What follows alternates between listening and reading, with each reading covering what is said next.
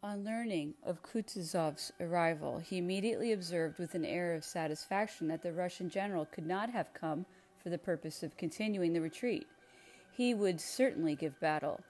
He would as certainly lose it, and deliver Moscow to us, for he was too near the capital to save it.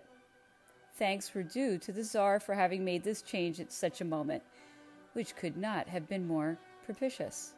The Emperor commended Marshal Kutuzov on the score of his intelligence, but spoke of his ineptitude at Austerlitz and of his maneuvers there and in Turkey, adding that, with the finest army of the Russians had ever had on the Danube, he had not been able to make peace at the gates of Constantinople or to seize Wallachia. With an enfeebled and demoralized army, he would certainly not prevent the French from reaching Moscow. Kutuzov would have to give battle in order to please the nobles, and in a fortnight the Tsar would have neither a capital nor an army. True, this army would have had the honor of not yielding the ancient capital without a struggle, and this was probably the Tsar's intention in making this change in the command, as he could then make peace without incurring the reproaches and censure of the high nobles who had chosen Kutuzov, and upon whom in consequence could be imputed the effects of any reverses they might encounter. Undoubtedly, this had been his motive in yielding to his nobles. The emperor continued to question the Cossack, whose answers were all given with spirit and showed a degree of intelligence remarkable in a common soldier. If Alexander's Russian soldiers, especially his generals, were like the Cossacks, you and your Frenchmen would not be in Russia, he told the emperor. If Napoleon had had Cossacks in his army, he would have been emperor of China long ago. It is the Cossacks who do all the fighting. It is always their turn. While the Russians sleep, the Cossacks keep watch. The Cossacks will defend Moscow because of Alexander, who is a good prince, though his ministers and generals are deceiving him. His generals only fight when they have to. They have given up Smolensk, the holy, and that is a bad sign. If Moscow is taken and the French enter the Cossack country, Russia is lost. Cossacks are good soldiers. They will do their duty to the very last, and then they will all side with Napoleon. Napoleon is a great general. Alexander is a good Tsar. If he liked, Alexander would be the best general in Russia. Russian generals are too fond of their ease. They sleep too much. They must have the cushions and every comfort. They only think of themselves, not of their soldiers' needs.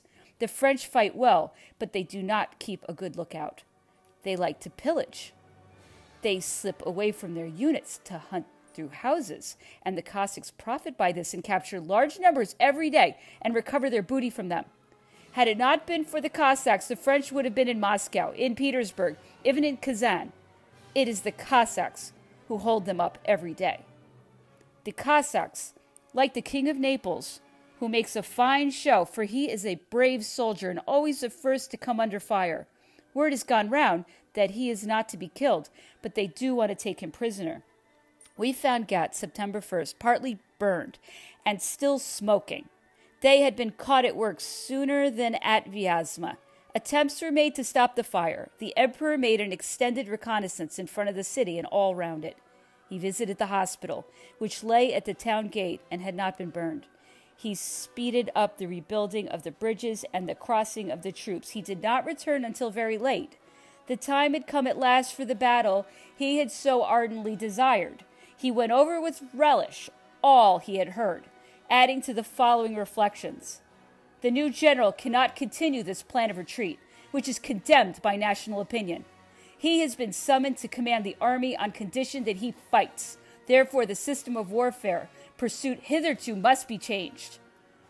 These considerations decided the emperor to prepare likewise for action. He spent the 2nd and 3rd at Gat in order to collect his troops and to give the cavalry and artillery a little rest.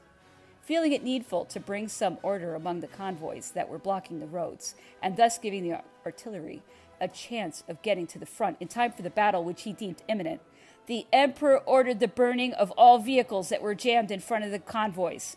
"I will even have my own carriage burned," he said to me the next day, "if it is out of its proper place." While proceeding on horseback, the emperor came across a number of carriages that were being driven out of column alongside an artillery train. He made the chasseurs of his bodyguard stop them, leap from his horse, and ordered the leading one to be burned. There were objections, and Monsieur Narbonne, whose carriage it was, pointed out that this might leave some officer stranded, should he lose his leg on the morrow. "It will lose me a lot more than that if I have no artillery tomorrow," answered the emperor. Straw and wood had to be fetched to start the fire. While this was going on, he had the caleche dismantled, and a light van following it was consigned to the same fate. As soon as the fire was lit, the emperor galloped off, and the drivers, I think, salvaged their somewhat singed vehicles. "I wish it had been your carriage," said the emperor to the Prince of Neuchâtel. "That would create more effect, and you deserve to lose it. I'm always running into it." "Behind your Majesty's carriage," answered the prince. "That is Caulaincourt's fault," rejoined the emperor. "Anyhow, I promised him I'll burn it if I come upon it. Do not be put out at my threat, for I will show no more mercy to my own carriage than to anyone else's. I am commander-in-chief, and I must set an example." On the 4th, headquarters were in bivouac near Prokofievo, and on the 5th near Borodino. The emperor stayed only a moment in his tent, which was pitched as usual in the middle of the guard square, but set off at once towards the attack which our right was making against 2 redoubts supporting the enemy's left. This attack was carried out with such vigor that we were masters of the forts in less than an hour. The troops were ordered to remain in position and the infantry in square.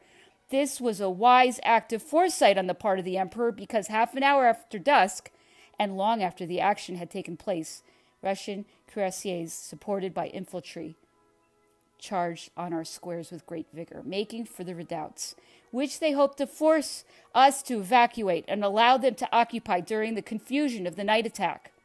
The first square, taken unawares, lost its artillery and some men.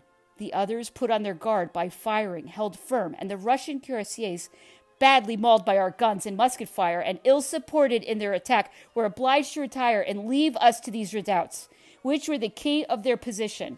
Our troops even gained a little ground when they pursued them in the dark, and we established ourselves at the edge of a wood, which it was of the utmost importance for the enemy to retain, if only to delay our attack and afford a post from which to observe our movements. During the night, the emperor went through our encampment, inspected the captured redoubts, rode several times up and down the line to judge with his own eyes as to the enemy positions and their strengths at this point. At the same time, he visited his troops, as was his custom, on the eve of battle. At daybreak, September 6th, the emperor went once more to the principal redoubt, and under cover of the wood, the whole of which had been occupied during the night, he and the Prince of Neuchâtel and I approached very close to the enemy position. His Majesty then traversed the whole extent of the line, more particularly the center and the left, which he reconnoitred as far as the outposts. He returned once again to the center, occupied by the King of Naples, so that he could explain all his dispositions on the spot. He then visited the extreme right, which was under the command of Prince Poniatowski, who had fought a brilliant engagement at the head of his Poles on the previous day and had gained much ground. The resistance of the Russians at this point was not what it ought to have been, nor what it had been elsewhere. The emperor hesitated whether he should make a large movement on his right to turn the enemy position and partly avoid his redoubts, or whether he should simply take advantage of the 2 redoubts he had captured and engage their center from the front and flank by launching an attack with our right. He was apprehensive lest the first of these plans, which would have threatened the enemy from the rear, would decide the Russians to make another retreat, especially as the loss of the redoubts which had been captured the previous day had greatly weakened their position. These considerations determined him to adopt the latter plan. Seeing the enemy at ease in their positions, the emperor decided to let the army rest during that day.